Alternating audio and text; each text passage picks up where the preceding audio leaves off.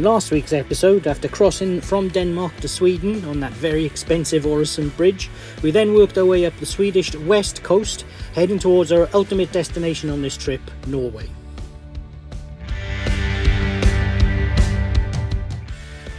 So this week, we begin our travels around this unique and beautiful country, getting used to the interesting ways of getting around in a country so sort of littered with high mountains and deep valleys.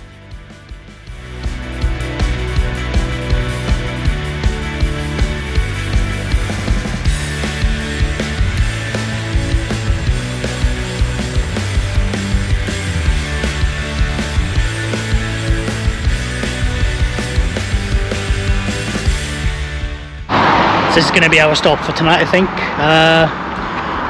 What's the town we're near? Holmstrand. So just down the road from there, probably about 3 or 4 kilometres down the road.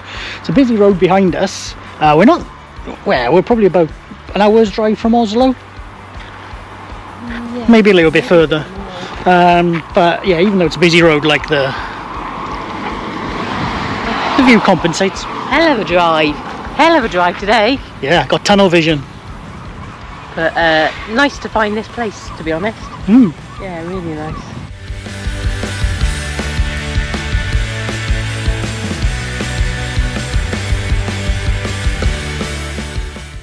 So first night in Norway last night. Really lovely place. Reasonably peaceful. There was a bit of noise, a few campers pulled up later on, there was a bit of music, but nothing sort of too drastic really. We're all set to go anyway. We filled up our gas in Sweden. It was about 50, it was a bit more expensive than normal, about 15 quid for about 2/3 of a tank. And we got a fuel yesterday and emptied all our sort of grey waste and everything, so yeah, we're good to go.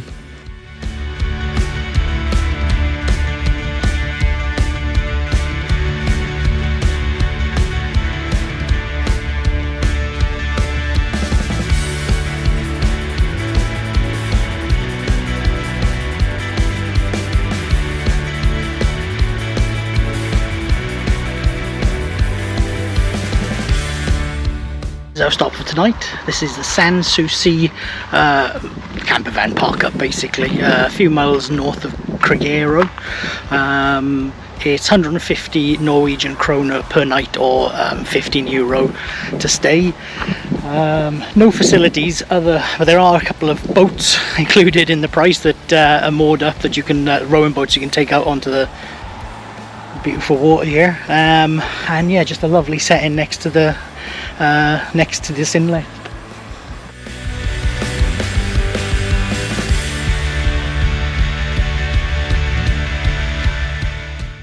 So the great thing about this place that we're staying at the moment, is they've got 2 rowing boats that you can just take out for free.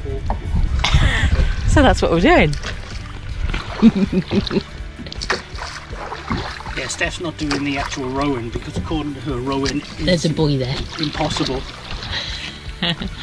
In fairness, last time I tried to row a boat, it was absolutely freezing. I had to wear woolly gloves, and one of my gloves fell in the water and I was blue. Can anybody else do like that? Our song theme from the radio. Shut up, Chris.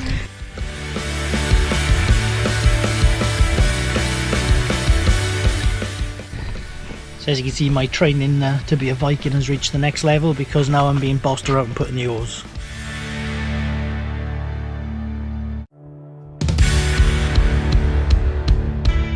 To me, Dad, on a boat doing some fishing. Oh, this place just, we were both just saying, it reminds us of the Rockies in Canada. It's just gorgeous. So we're thinking we're going to buy one of those houses up there. Get ourselves a little boat and some kayaks. It'd probably be quite different in the winter though, wouldn't it? I don't think you'd hack it in the winter. I think I'd hack it in the winter. We'd have the heating. We'd have the heating on, wouldn't we?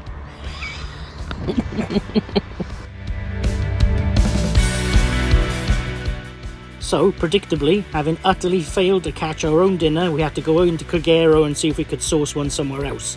To be honest, this was our first introduction to a Norwegian town, and we were a bit blown away. It was a bit more like being somewhere in the Med, I guess, really, on the Riviera somewhere. It's quite well to do there. It was like a little regatta down in the harbour. There were so many boats on this beautiful afternoon. Yeah, we were really taken with it, even if it wasn't quite what we expected from our first town in Norway.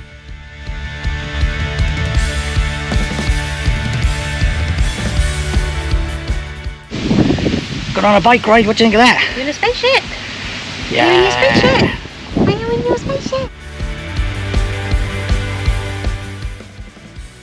To be honest, the promise of a free boat for another couple of hours unsuccessful fishing was just too much, so we decided to stay in this lovely little site for a second night and fully acclimatise ourselves to Norway.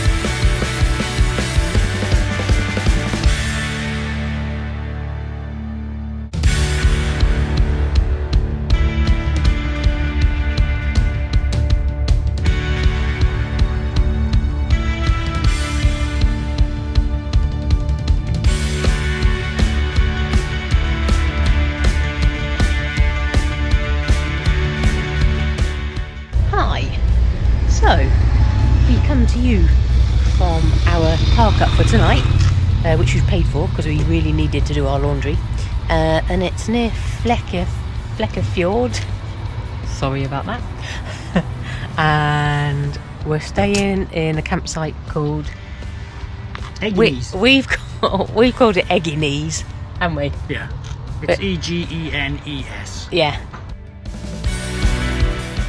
360 kroner for the night, including electricity. Not bad. Not including washing. And it's not in the main campsite either, so it's quite handy. This is like especially for people just staying one or two nights. Yeah. So it's actually a bit cheaper than the main campsite. And to be honest, we went to the main campsite. Oh, bloody busy. Jesus, like busman's holiday up there. So just want to show you the setup.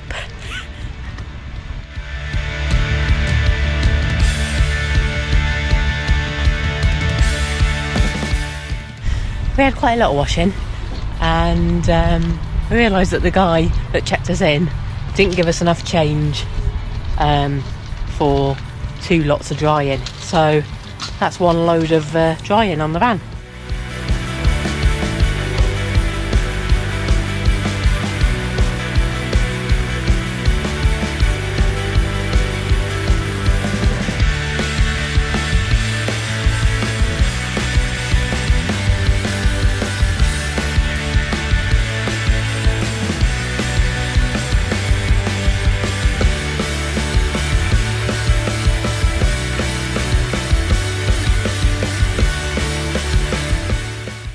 So we're just getting ready to leave our stop here in near Fjord. Chris is doing the duties. How's that, Chris? Lovely. Best job of van lifing? Definitely. So we managed to get all the washing done yesterday, all dry. We are heading over to Stavanger today.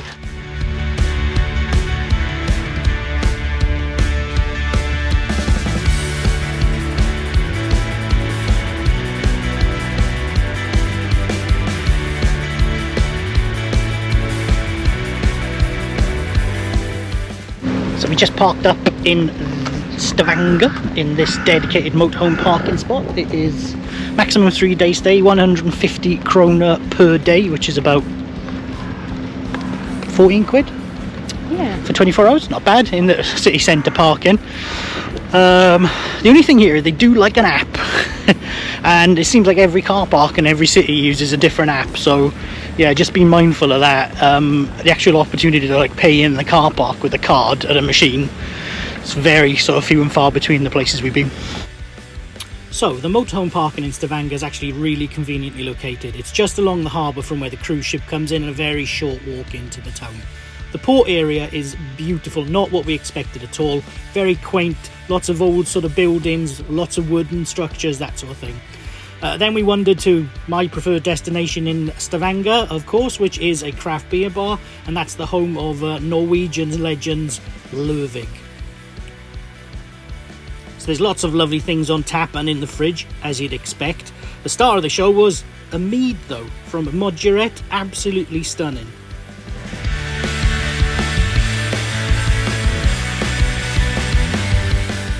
And as always, Steph really enjoyed the sour beer that I got her to try.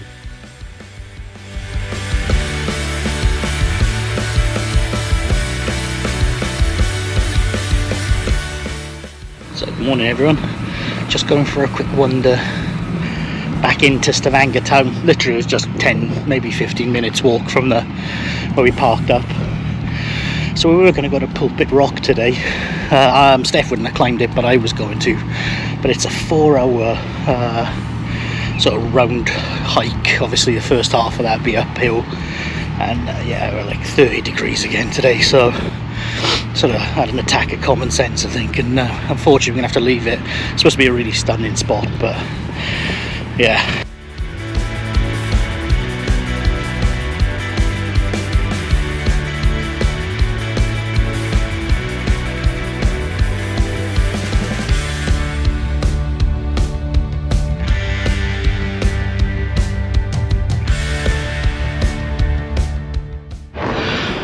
So the cruise ship behind me is obviously having like a fire drill at the moment, so some health and safety officer, someone's getting very overexcited, no doubt.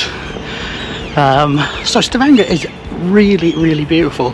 It's a weird place because when we were looking into it, it sort of drew comparisons to Aberdeen, of all places, but it's because there's a huge centre of like the Norwegian oil industry here. So it's a boom town in the sense that oil money is sort of flooding through here. Consequently, like all boom towns, it's bloody expensive. Apparently it's one of the most expensive places in Norway. So anyway, that's another craft beer destination checked off. Løvig, awesome. Expensive, awesome.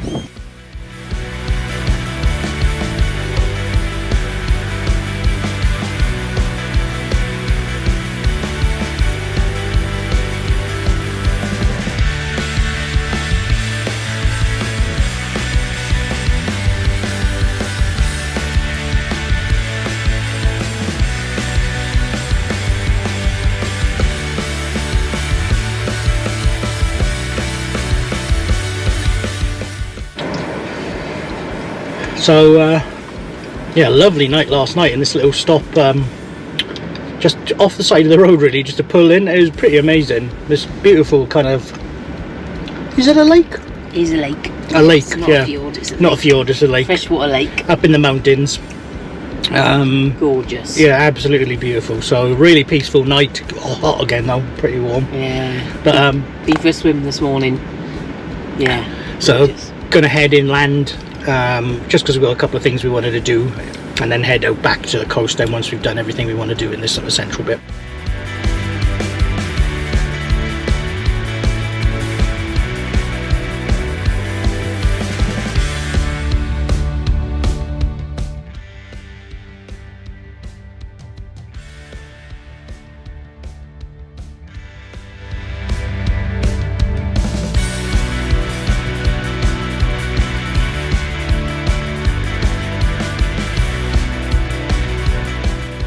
So we've come up today to the Gostum mountain. It's obviously an uphill walk because it's a mountain. So we're going up on 2 trains, and then we're just going to walk around the summit. So perfect for me.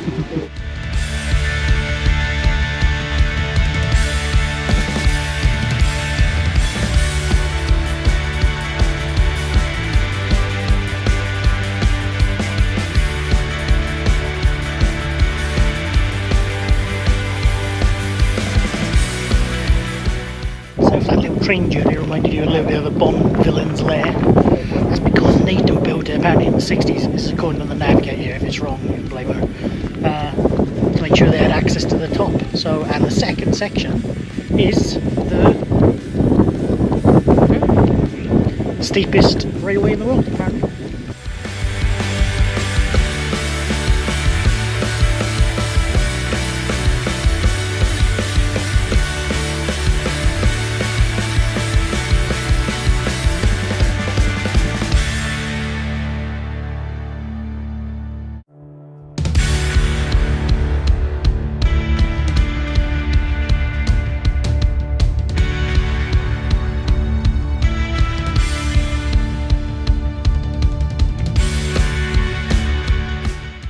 Well, so we've been up a mountain. Chile, is that the first mountain top? Yeah. Chile's first mountain top. Chile's highest point. It was okay. It was nice. It was nice to go up on the train. It was quite a cool experience, and that really like steeply angled train. How much was it to get it? It wasn't cheap. It was like 880, I think. So it's 440 krona return. So 880. I don't know what's that, about 70 quid for the two of us to go up. It's pretty much though. That's what you pay in it for stuff like that. So yeah. So yeah, it was worth doing. Beautiful views from up there, obviously. I actually found it a bit emotional because, you know, in the years gone by when I wasn't poorly, we would have quite easily done that mountain. You know, I think it was probably like a 3 or 4 hour round route from what I said. We'd have quite easily done that in our heyday, wouldn't we? Oh yeah, no problem. And I just sat there, like, it went up a few steps at the top and just felt awful. And it's just, it's difficult because you're sat there and it's a really gorgeous view, but you can't help just feel a little bit disappointed that you weren't able to walk up there yourself. But, you know, it is what it is, isn't it? Try and be positive, and yeah, exactly. it was some lovely views up there.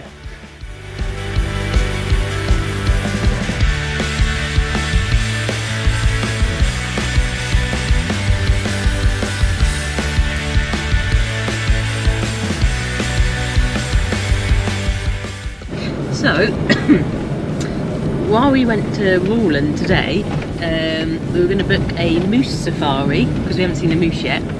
Unfortunately they don't run on Thursdays, and today's Thursday, but they do give you a little map of where they drive when they take you on the moose safari. So that's what we're doing. So fingers crossed we're going to find a moose.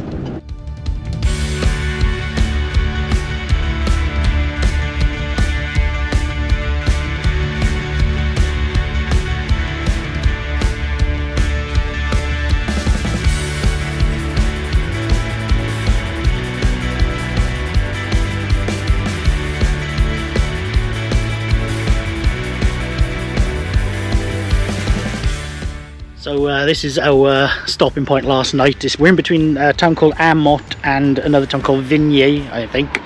And that's on the E134. It's quite a busy road. Although it wasn't too bad overnight, to be honest. You got the odd lorry and things coming past. But yeah, we just needed somewhere to stop. We drove for about 7 hours in total yesterday, I think.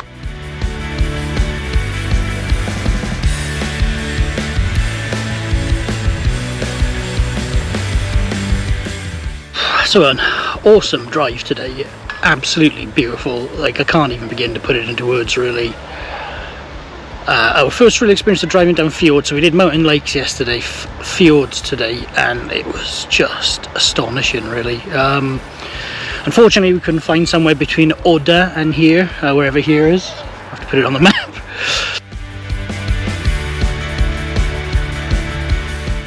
Because it was just so busy. Lots and lots of vehicles on the road, lots of people looking to camp. All the towns really had campsites, and then a lot of the public car parks were no camping. So hey, doesn't matter. We found this place. It's gorgeous. About 2 minutes walk from the van, and I'm overlooking this most incredible bridge, which I'll take a shot of now.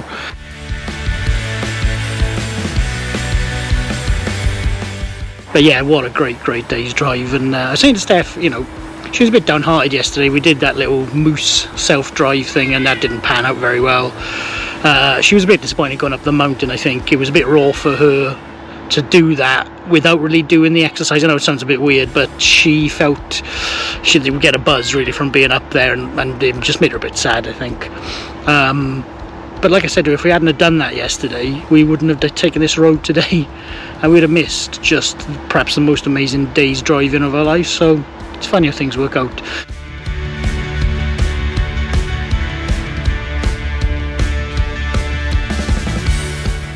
So usually we don't include too much driving footage because we think it'll be a bit boring for people to watch. And even in terms of scale, like, it never does it justice anyway. But I think in this case it's worth like a little medley of the places we've been today. The camera's been on and off all day. Yeah, and we still don't feel like we captured half the majesty of it. So yeah, enjoy this.